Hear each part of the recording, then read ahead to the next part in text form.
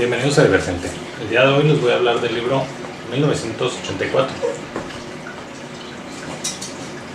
de George Orwell.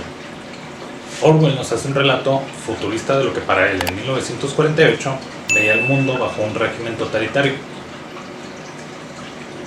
Curiosamente, al leer el libro te irás dando cuenta por qué sigue siendo tan relevante.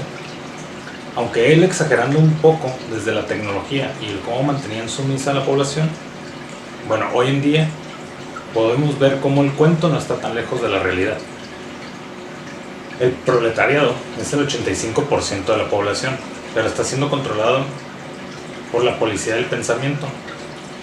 Esta especie de población apagada y de fácil manipulación, que aunque representa la mayoría, nunca despierta y siguen siendo controlada, ya sea por comodidad, por miedo o desinterés. El gran hermano se dedicó de quebrar el espíritu de la población.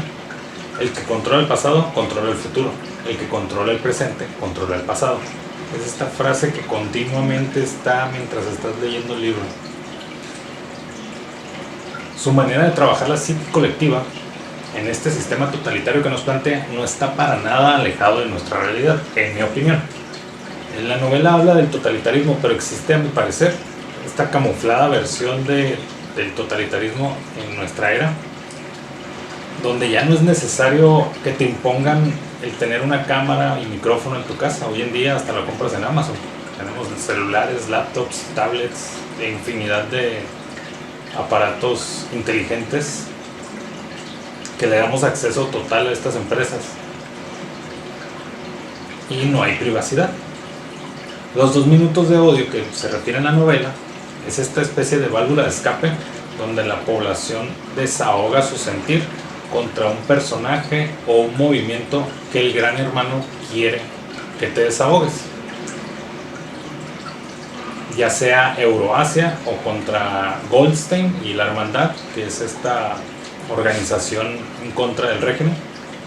Acá lo vemos cuando te ponen algún personaje o movimiento o situación con el cual estar en contra y causan fuerte atención sobre él en las redes sociales y en los medios, y son invadidas por dicho suceso. Esta propaganda y válvula de escape empaquetada en forma de entretenimiento. El gran hermano triunfa al quebrar a Winston al final, al grado de que terminó amando al gran hermano. Para entender el contexto en el mundo en el que está planteándolo Orwell, vamos a empezar por la estructura del sistema. Este orden socialista tiene 3 potencias que están en conflicto en el mundo, que es Euroasia, Oceanía y Asia Oriental.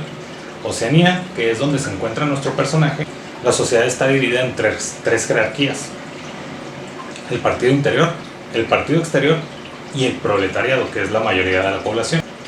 El Estado está controlado por el gran hermano y el partido está dividido en diferentes ministerios, como Ministerio de la Verdad, que es el encargado del entretenimiento y la cultura. Este modifica la historia, siempre a favor del gran hermano. El Ministerio de la Paz, que es el encargado de asuntos de guerra. El Ministerio del Amor, que es esta especie de ley y orden, es el que procura que se cumpla la ley. Y el Ministerio de la Abundancia, que es el encargado de asuntos económicos. Ahora, nuestros personajes son Winston, que es el principal, es un hombre en sus 30s que trabaja en el Ministerio de la Verdad. Julia, que es una joven del departamento del Ministerio de la Verdad y perteneciente a la Liga Juvenil Anti-Sex.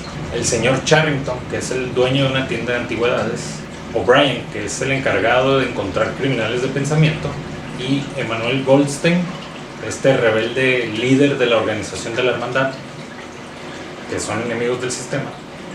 Y ahora la novela empieza con que Oceanía está en constantes guerras con Euroasia y con enemigos del régimen como Emmanuel Goldstein y la Hermandad. Es un personaje que en realidad no se sabe si existe o es un invento del sistema para darle cara a un enemigo y usarlo de desahogo, causar miedo. Están bajo un sistema totalitario con telepantallas en las casas que ven y escuchan todo. Un sistema bastante opresivo y con 0 privacidad.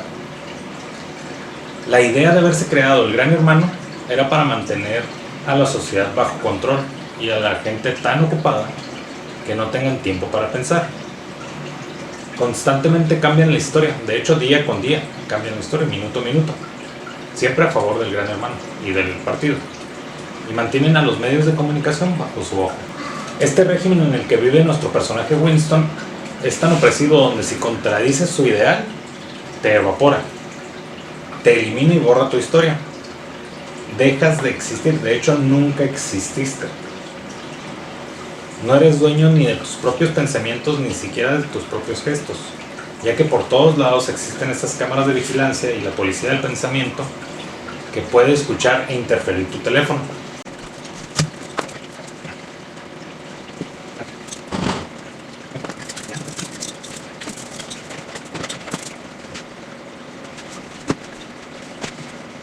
Winston guardaba bajo su escritorio en un cajón un diario.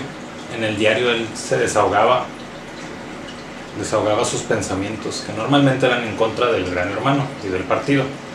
No estaba conforme, no estaba a gusto y sentía que algo no estaba bien. Y al mismo tiempo sabía lo que pasaba si no estabas de acuerdo con el partido. Entonces mantenía su diario escondido. Y un día Winston se cruza por su camino a una joven de la Liga Antisex que parecía que estuviera vigilando a Winston. Entonces, con miedo de que lo haya descubierto, de que sus pensamientos no eran afines al Gran Hermano, pues le teme. Llega a pensar incluso en matarla, pero obviamente no se atrevía a tal cosa. Mientras transmitían en la telepantalla los 2 minutos de odio en el Ministerio de la Verdad, notó que detrás de él estaba este personaje O'Brien, que mientras todos estaban desahogándose hacia lo que el Gran Hermano transmitía en la telepantalla, de reojo vio que O'Brien lo veía a él también y notó que no tenía la misma pasión de desahogo como los demás, al igual que él. Lo hacía de manera automática, desahogaba y gritaba, pero no era algo que él sintiera. Entonces, al ver a O'Brien que hacía lo mismo, sintió que conectaba en cierta manera. De pronto vio que también esta joven de la Liga Antisex se sienta justo detrás de él y Winston se pone un poco paranoico.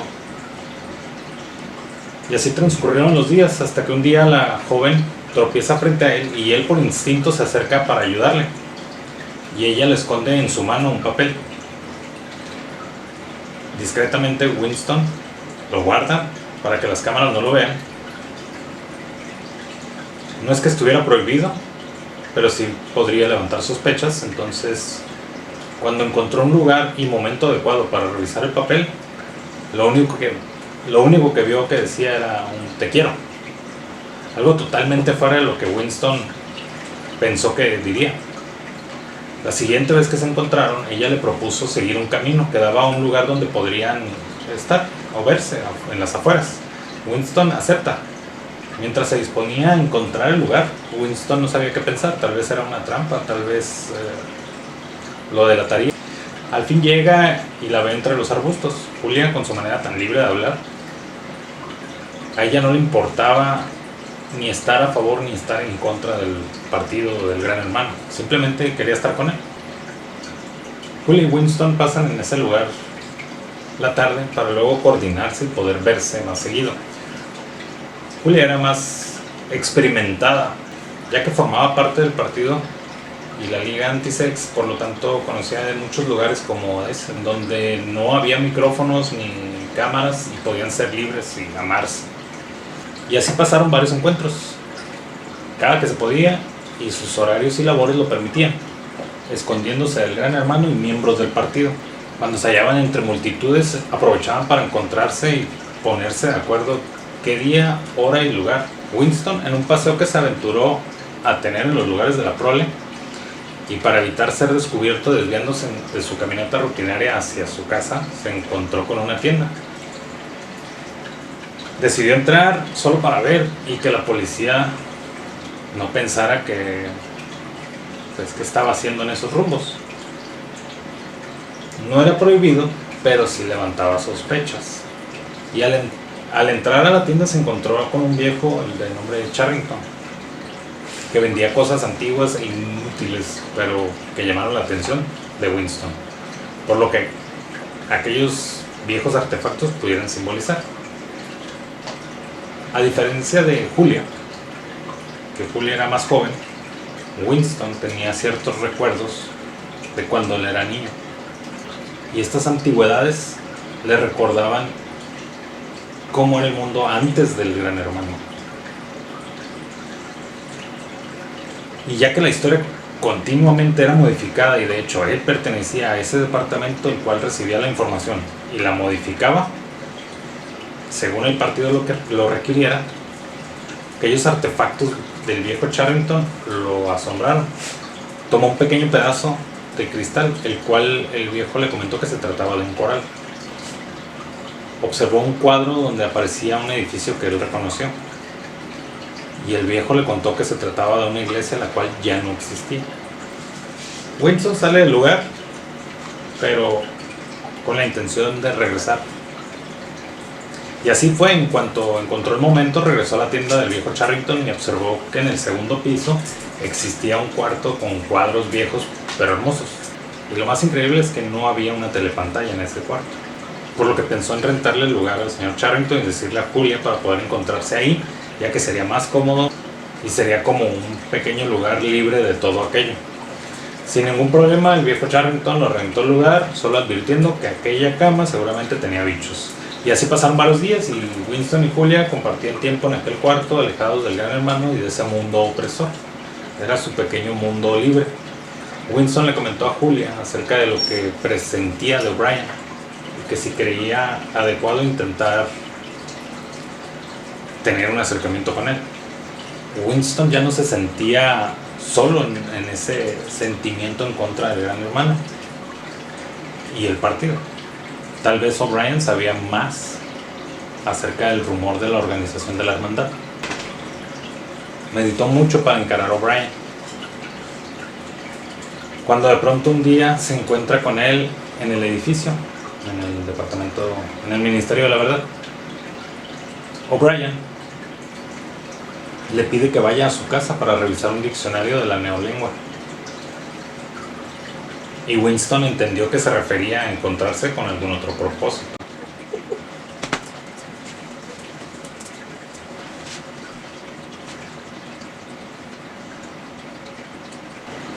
Al llegar al cuarto del señor Charrington, mientras esperaba a Julia, en su cabeza giraban muchas historias posibles de lo que podría ocurrir con el encuentro con O'Brien. Sentía esa combinación de emociones, de miedo y adrenalina. Convencido de que O'Brien era enemigo del partido, llegan juntos Julia y Winston a visitarlo, y sin pensar mucho Winston le confiesa todo: el desprecio al partido, su relación con Julia.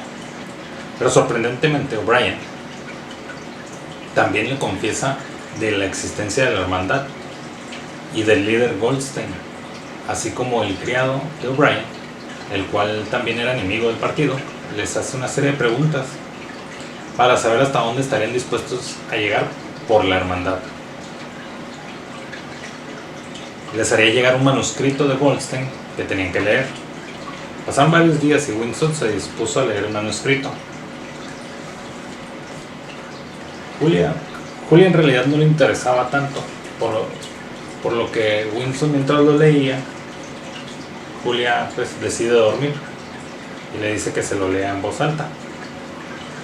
Winston, que era un poco más apasionado en el tema, empieza a leer el manuscrito, y mientras observaba cómo del otro lado, por afuera de la ventana, una señora que siempre estaba lavando ropa la observaba y leyó una frase en voz alta que decía: nosotros somos los muertos. Julia repitió: nosotros somos los muertos. Y una voz detrás de unos cuadros repitió: ustedes son los muertos. Lo que hizo que Winston y Julia temblaran de miedo. Y de nuevo la voz se escuchó y dijo que se pusieran de espaldas al centro de la habitación. La casa estaba rodeada de policías de pensamiento y entre ellos se encontraba el viejo Charrington, que aunque era la misma voz ya no se veía tan viejo, era solo un disfraz. Era un policía de pensamiento y siempre lo había sido. Le había entendido una trampa. Golpean a Julia frente a Winston y Winston no se atrevía ni a voltear a verla. Solo escuchó cómo la lastimaban, pero el pánico no lo dejaba moverse. Cuando despierta Winston en un cuarto sin ventanas y con mucha luz, no podía distinguir si era de día o de noche.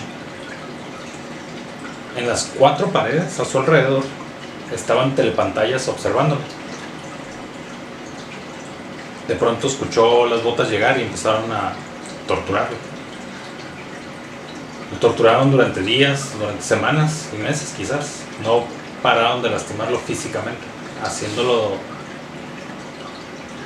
confesar lo que quisieran, con tal de que pararan tanta tortura. Pero estos seguían y seguían haciéndolo sufrir. Firmaba y aseguraba cualquier cosa con tal de que ya no lo lastimaran, pero así pasaron varios meses más. Ya de hecho no tenía idea del tiempo que llevaba ahí, ya había perdido la noción del tiempo.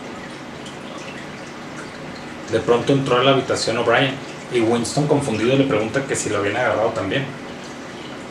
Y este le contesta que sí, pero que ya hace muchísimo tiempo. Mientras amarraban a Winston y lo dejaban inmovilizado totalmente en una camilla, solo alcanzaba a ver una palanca y una esfera con números. De pronto un dolor intenso invadió su cuerpo y al volver O'Brien le dice que eso era solamente hasta el número 40 y la numeración iba hasta el 100, que ahora empezaría la verdadera tortura. O'Brien era parte del partido, había engañado a Winston. O'Brien lo quería forzar a amar al partido, indicando en un momento en el que él le preguntó cuánto era 2 más 2. Winston le dice que 4 y lo somete, lo vuelve a torturar y O'Brien le dice que 2 más 2 era 5 y entran en este ciclo tortuoso de obligarlo a decir y pensar lo que O'Brien quería, de que 2 más 2 eran 5. Winston aún tenía fe en la humanidad y O'Brien quería quebrarlo. Le inyectaron algo a Winston que lo hacía caer en sueño, pero al despertar había olvidado el pasado. Aunque solo le duró muy poco tiempo, O'Brien menciona las 3 fases por las que pasaría, que era el aprendizaje, la comprensión y la aceptación. Winston apenas iba en la segunda fase, que era la comprensión. Ya había pasado el aprendizaje, que era toda la tortura. Estaba en la comprensión. Mientras le comentaba lo que le motivaba al partido, que era el poder por el poder sobre el humano. Su objetivo era vaciarlos. Al soltarlo, O'Brien le pide que se vea al espejo. Winston no se había visto desde el momento en que lo agarraron. Habían pasado meses y lo habían torturado demasiado, lo habían dejado sin comer, estaba desnutrido. Voltea a verse al espejo y ve cómo se ha quedado sin cabello. Su piel estaba pegada al hueso, totalmente encorvado, casi sin dientes y de un color grisáceo y un rostro completamente desfigurado. Era un monstruo. Winston no podía creer lo que veía. O'Brien lo había convertido en algo horrible mientras lloraba. O'Brien le arranca de tajo un diente y lo arroja al piso. Al tiempo dejaron a Winston en paz, en una mejor celda y ya con 3 comidas al día y una cama con almohada. Todo estaba mejorando y ya no lo torturaron más. Pero un día Winston tuvo un sueño y se despertó gritando el nombre de Julia. Eso significaba que las botas volverían. Y de un momento a otro, O'Brien apareció, junto con otros más, mandándolo ahora sí a la habitación 101, esa habitación que todos temían. Despertó atado completamente sin poderse mover, con una especie de máscara, pero con una jaula atada en su cara. Y al final de la máscara se encontraba aquello que temía tanto. Winston tenía una fobia, un miedo increíble a las ratas, y eso lo supo O'Brien al escucharlo en el cuarto del viejo Charrington mientras hablaba con Julia, donde se les apareció una rata. El gran hermano sabía de los temores de todos. Por lo tanto, en esa máscara jaula, al final, meten una rata. Winston suplicaba y lloraba que le dijeran qué querían saber. Él confesaría, él quería que eso terminara. Mientras veía cómo las ratas que iban metiendo poco a poco intentaban salir por la parte de enfrente de su cara para dirigirse a comerse su cara. Winston solo pudo pensar en algo que podía parar eso, y era poner a alguien en su lugar. Y mientras lloraba y gritaba, le grita a O'Brien que le hicieran eso a Julia. Había dejado el amor, se había vaciado y vendió a Julia. Winston salió del Ministerio del Amor. Ya había vendido a Julia. Pero el gran hermano aún no terminaba.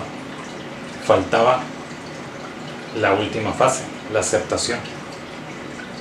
Años después, todos los días iba al bar a tomar su ginebra, solo que ya nadie se le quería acercar. Se la pasaba en una esquina del bar tomando solo, frente a una telepantalla. Un día al salir vio a Julia, ella en un modo serio y frío, sentados en una banca, uno en cada esquina de la banca. Winston le menciona que la había vendido, y ella le respondió que ella también. Los dos sabían que ya nada sería lo mismo. Julia se levanta, se despide, diciéndole que otro día sería bueno verla, y se encamina. Winston intenta seguirla como para acompañarla, pero al último decide regresar a su bar y beber su ginebra. Quería saber qué acontecía con el conflicto entre Euroasia y Oceanía. Ya no le atraía más la idea de seguir a Julia. Ya para él no tenía caso ni sentido. Al regresar se pone en su rincón donde nadie lo molestaba, bebiendo su ginebra.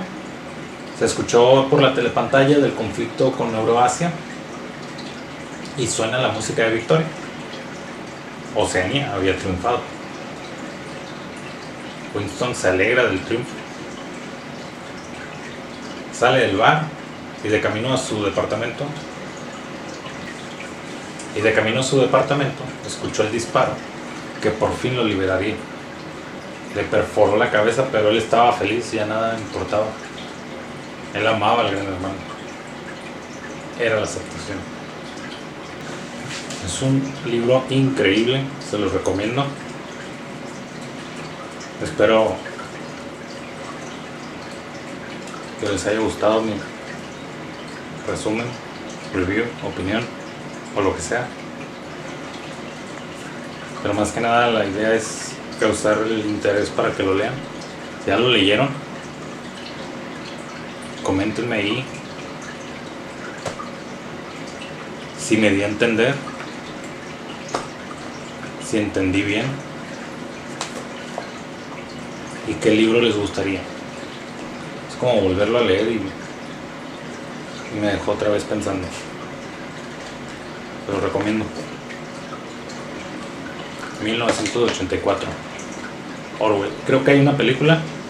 La voy a buscar y la voy a ver. No sé cuándo, pero lo haré. Y si lo hago, también haré un review.